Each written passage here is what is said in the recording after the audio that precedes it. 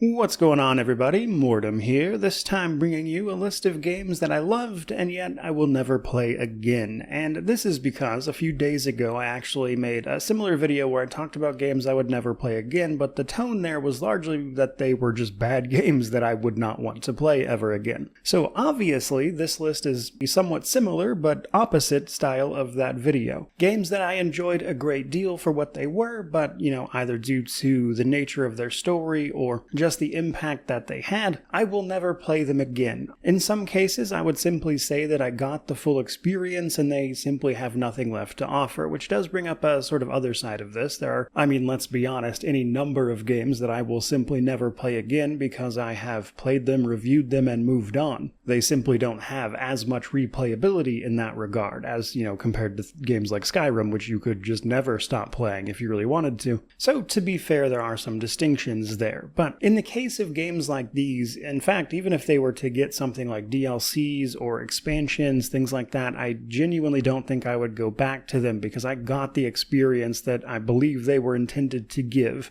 And while I did kind of allude to this at the end of that video, I did want to point out that the top comment on it from Joel over there was also why I decided to go ahead and make this video. So here we are, of course, and with no further ado, let's actually dive into this thing. First things first, we have Obsidian's sleeper hit from 2022, Pentiment. Pentiment is primarily a narrative game, that is to say it can in some ways feel more like an interactive novel than anything else, and while I do think it will always remain a bit niche, it did still do very well. Putting us in the role of Andreas Mahler, an artist at the center of some scandalous intrigue in the Bavarian Alps during the 16th century, we're given the task of investigating a bunch of murders, finding possible culprits, all of which is a mystery leading to its inevitable source, of course. But what's really interesting about it, to me at least, is that it's a game that takes place over a couple of generations. That is to say, the consequences of the things you do here do actually manifest in terms of how it affects the people who come after, including, of course, Andreas himself, which is obviously kind of the center focal point here. But the investigations, the interactions, the things you can get up to,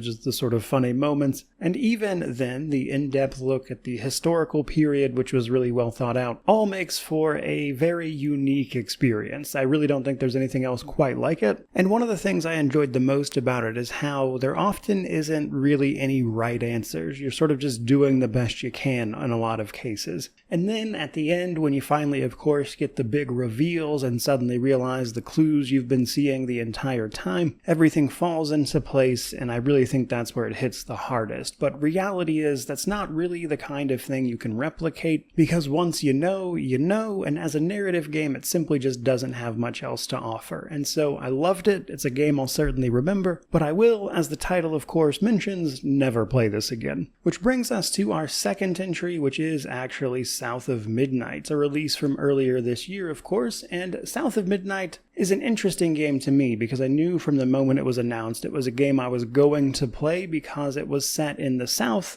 the American South to be specific, which is where I live. And I talked about that a fair bit in the review, how, a lot of the things that they nailed here were experiences that were, of course, then relevant to my own life, and combined with the game's honestly really heavy story in a lot of places, made for an experience that if I had to guess, I probably enjoyed more than most people did. But to be fair, this game is sitting on overwhelmingly positive recent reviews over on Steam, so there is certainly that. But there's actually two reasons I'll never play this game again. The first one is very simple. It's a very linear, straightforward action-adventure game that gameplay-wise does nothing new or innovative, and thus it just really doesn't have much in the way of replayability. But the other side of that is just that it's a very emotionally heavy game. I think it reminds me of some places I've been in my own life, having experienced homelessness for sure, and obviously the memories I've already alluded to and talked about in that review, actually. So probably unsurprisingly then, a fair bit of that certainly hit home for me. And I appreciate South of Midnight for doing such a good job of representing those things and how, you can sort of learn and grow from them. But obviously it's not the kind of thing I exactly want to dwell on either. And so it's a beautifully told story that I will likely never experience again. which is obviously what it's doing on this list. That does bring us to our third entry, another one from this year, however, which is Expedition 33. Now, Expedition 33 is a great game for a lot of reasons, but if I had to sum this up a little succinctly, I would say that it's a game that has done everything it needed to do. It hit all of its story beats, its plot points, its gameplay points. It is a complete experience that simply does not need anything else added to it. It's definitely the kind of game I think you could simply finish the story and put it down, but even in doing the side content and of course getting some extra stories along the way in service of that, it's a game I walked away from having finished thinking that, again,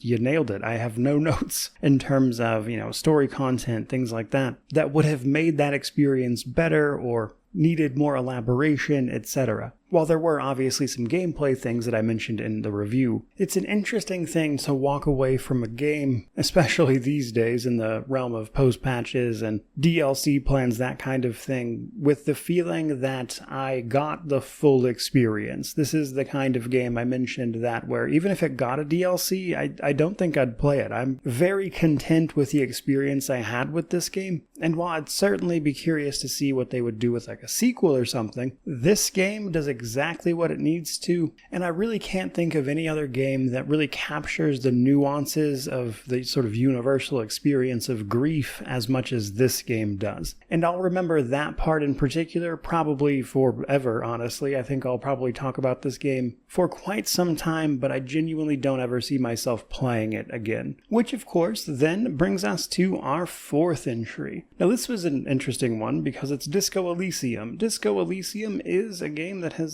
seen more than a little praising, to be sure, because it is genuinely a fantastic narrative title. But since the game's launch, the studio behind it sort of fell apart. There's been all sorts of drama. I'll be honest with you, I have not been able to keep up with all of it. But given the narrative adventure style of this game and everything going on with sort of fallout of that studio and everything that happened after this game, as an example, I think it's pretty safe to say we're likely not exactly going to get anything exactly like Disco Elysium again. And while there have already certainly been games that have tried to capture at least some of it to varying degrees of success, I still think this one is probably the most memorable of all of them, to be sure. And then, of course, following that up with the sort of last version that added all the voice acting and everything really elevated it as well. Which is probably why, then, it's such a memorable experience for so many people who play it. And I think one of the more memorable things about Disco Elysium really is how well of a job it does of keeping the player engaged in what's going to happen next, even when failure happens. People often talk about this game and what it does to make failure like fun or whatever, but I think probably the most interesting part there is simply that it keeps the player engaged enough that it's not so much that they reward failure or anything like that, it's merely that I want to see the outcome of any given situation based on the skills, conversations, and situations that we find ourselves in. And in a game that doesn't even have anything like combat, I think that's a pretty impressive experience. So having experiences where you die right at the beginning of the game, or thanks to the way the game's systems work, see your character's heart finally give out in the most mundane of situations that you suddenly fail, or have something of a more religious experience as your character grapples with who he is in the wake of this murder investigation that we're supposed to be facilitating, you're bound to have a really memorable time with Disco Elysium. And because of that, it's the kind of game where,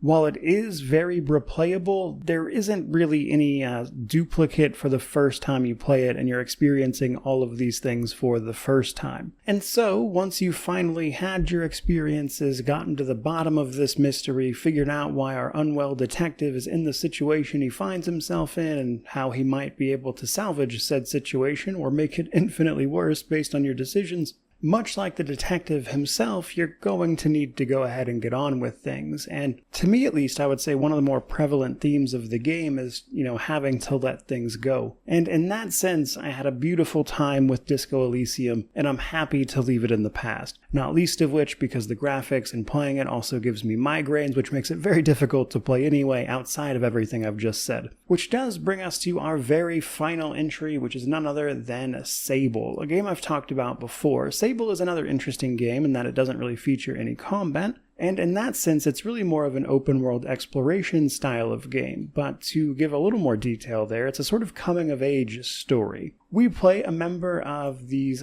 desert tribe people, all of which wear masks which denote their profession or what they do. We are about to undertake what they call a gliding, basically an exploration across the desert wastes, where we'll interact with all sorts of people, learn about what they do, lend a helping hand, get to the bottom of things, and in return we gain mask shards. And when we have enough, we put together a mask, and then whenever you want, you can head back, choose which mask you want to have as your future, and that is how the game ends. And what I really, really love about Sable more than anything else is that it's a game where there isn't really a wrong answer per se. There's just different answers. Meaning that this is a game that, outside of more than just the literal sense, you're done whenever you feel like you're done. Because that is what the narrative is. Going out there, exploring, and when you're ready to move on, ending the game and moving on. And that can be literally either, turning off whatever machine you're playing it on, or actually just turning in what you've got and heading towards the ending because you know what that future holds for this character. And I think it's such a beautiful way to tell a story like this.